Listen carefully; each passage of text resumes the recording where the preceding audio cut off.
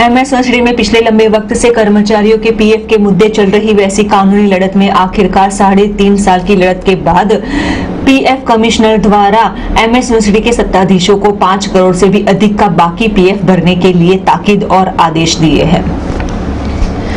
MS university में लंबे वक्त से कर्मचारियों के बाकी पीएफ के मुद्दे सेनेट सदस्य कपिल जोशी द्वारा चलाई गई कानूनी लड़त के अंतर्गत आखिरकार 3.5 साल के बाद पीएफ कमिश्नर द्वारा एमएस सत्ताधीशों की मानो क्लास लेने के साथ 5 करोड़ से भी अधिक का पीएफ जमा करवाने के लिए आदेश और ताकीद दिए हैं। इस मुद्दे सेनेट सदस्य कपिल जोशी ने जानकारी दी थी कि 10 मार्च 2023 के दिन श्रम और रोजगार मंत्रालय पीएफ कमिश्नर द्वारा कड़ी सूचन और आदेश देते हुए 5 करोड़ 35 लाख 1,296 रुपए बाकी पीएफ भर देने के लिए एमएस सत्ताधीशों को ताकीद करने के साथ लिखित में 9 पन्ने भरकर आदेश दिया है। एमएस यूनिवर्सिटी के इतिहास में पहली बार केंद्र सरकार के मंत्रालय ने इस प्रकार से एमएस यूनिवर्सिटी के सत्ताधीशों की क्लास लेने के साथ ताकीद किया है। ऐसे में अब यूनिवर्सिटी ट्रिब्यूनल यानी कि CGIT में इसके सामने जाती है तो 70% रुपए पहले ही भर देने के साथ केस दाखिल किया जाएगा। कपिल जोशी ने ये भी जानकारी दी थी कि पेंशन बिना के हजारों कर्मचारी अपने बुढ़ापे की लकड़ी समान वैसे पीएफ के लाभ से वंचित रहने का यूनिवर्सिटी द्वारा मानव षड्यंत्र रचते हुए आखिरकार केंद्र सरकार ने इसका बीड़ा उठाया। जो ये केस 3.5 साल से चलता था, जिसमें सेनेट सदस्य के तौर पर कपिल जोशी द्वारा तमाम मुद्दत में हाजिरी दी गई थी। बूसा के प्रतिनिधि हर्षद शाह और प्रताप राव भोइटे भी उन्हें साथ सहकार देते थे। रोजगार श्रम मंत्रालय के ये फैसले से कर्मचारी में संतोष और खुशहाली छाई है।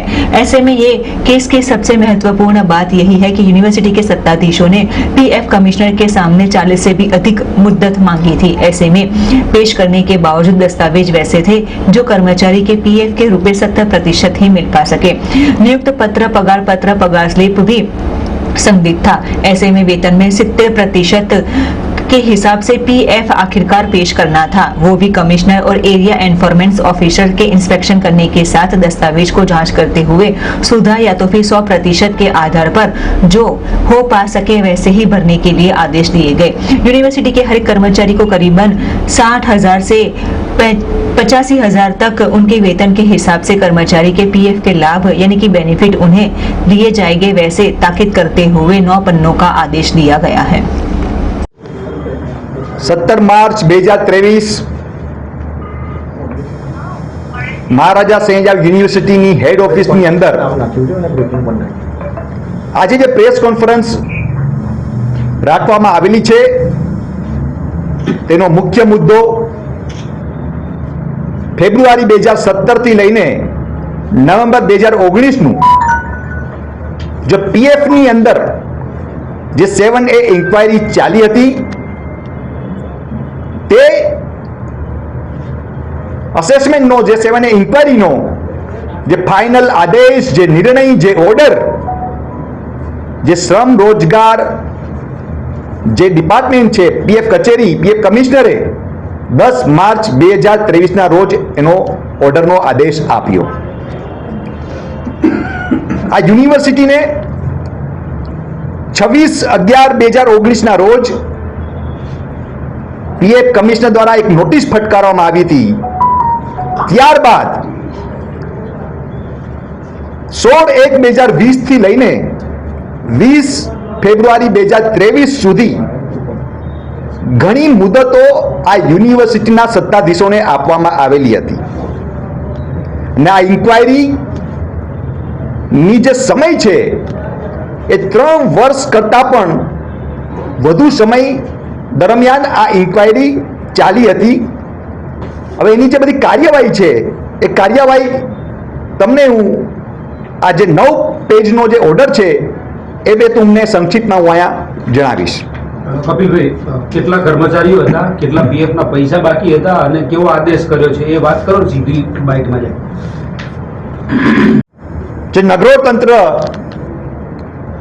જે આ પીએફનો જે ઓર્ડર આવ્યો છે એની અંદર યુનિવર્સિટીના ધજાગરા ઉડ્યા છે।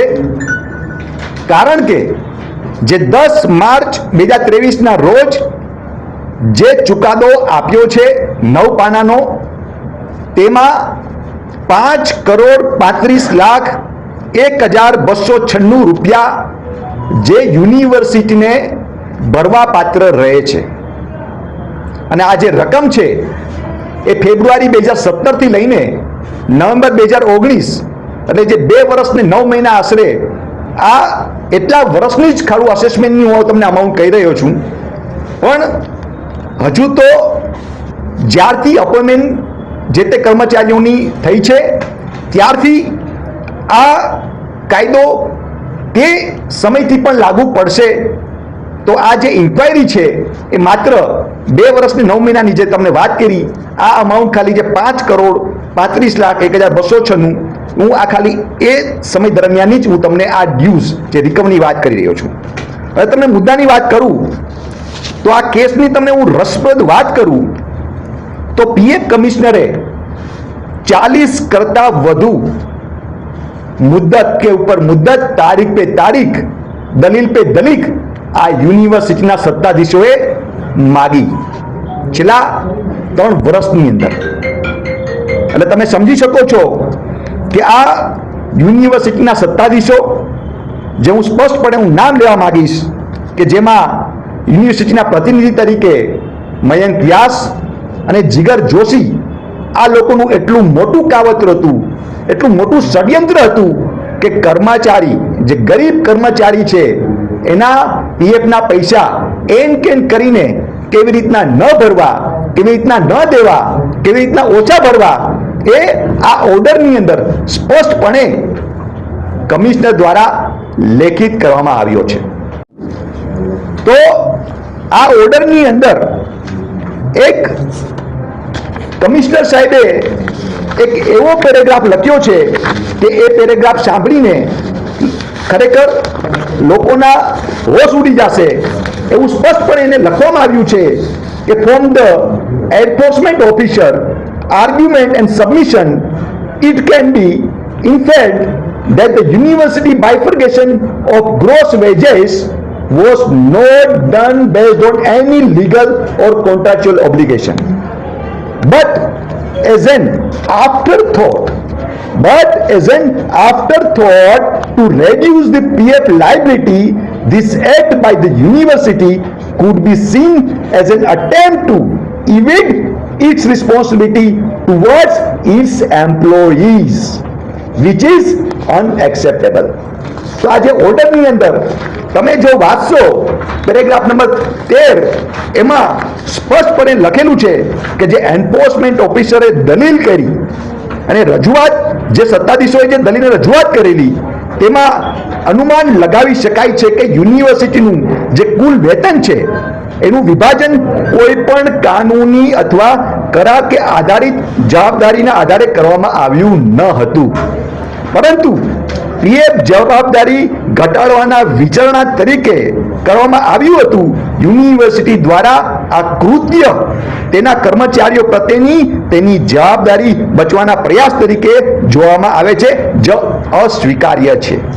એટલે તમે કેટલા સમયમાં પૈસા ભરવાના છે? પીએફ ઓફિસ તરફથી જે પણ કંઈ આદેશ આવ્યો હશે યુનિવર્સિટી એનો અભ્યાસ કરી અને એમાં આગળ જે પણ કંઈ ઘટતું કરવાનું હશે એમાં યુનિવર્સિટી એ ઘટતું કરવા માટેની તમામ તૈયારીઓ યુનિવર્સિટી દ્વારા રાખવામાં આવેલી છે. આ સંદર્ભે અગાઉની સિન્ડિકેટમાં પણ આ મુદ્દાની જાણ સિન્ડિકેટની મિટિંગમાં પણ કરવામાં આવી હતી અને એના અનુસંધાને જ હવે ભવિષ્યમાં એની જે પણ કંઈ રકમ ભરવાની હશે અથવા તો જે પણ કંઈ આગળની કાર્યવાહી કરવાની હશે એને જે પણ કંઈ ઓર્ડર આવ્યો છે એનો અભ્યાસ કરી એનો લીગલ ઓપિનિયન લઈ અને ત્યારબાદ સિન્ડિકેટમાં મૂકી અને એમાં આગળની કાર્યવાહી કરવામાં આવશે. સર, કર્મચારીઓના 5,35,00,000 રૂપિયા એટલે બહુ મોટી રકમ છે. ખાનગી કંપની હોય તો એના વિરુદ્ધમાં તો કાર્યવાહી પણ થાય. હવે અહીંયા જવાબદાર કોના કારણે આ થયું? આટલા કર્મચારીઓના નાણાં ના રોકાયા? યુનિવર્સિટીને જે આ પ્રકારની વાત કરો છો એ યુનિવર્સિટીમાં ઘણા લાંબા સમયથી હંગામી ધોરણે કામ કરતા કર્મચારીઓ અલગ અલગ પોઝિશન્સમાં કામ કરતા હતા અને એના અનુસંધાને જ ક્યાંક ને ક્યાંક આ રકમ જે છે એ ભરવાનો આદેશ થયો હોઈ શકે છે પરંતુ આ સમગ્ર જે વિષય છે એની તપાસ ઊંડાણપૂર્વક યુનિવર્સિટી લેવલે પણ કરી, અને આ યુનિવર્સિટી છે સંપૂર્ણ સરકારી ગ્રાન્ટના આધારે ચાલે છે, એટલે એમાં ક્યાંક ને ક્યાંક જરૂર પડશે તો એમાં રાજ્ય સરકારનું પણ માર્ગદર્શન લેવામાં આવશે.